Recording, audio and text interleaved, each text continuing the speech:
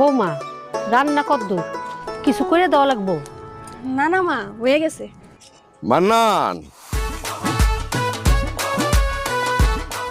আজকেও তো খেতে যাস নাই? বাপ শরীর না কেমন ভালো লাগতেছে না আমার।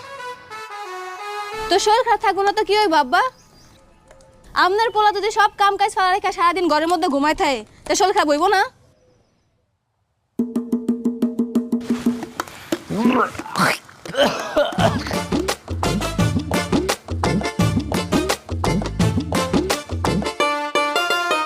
কিরে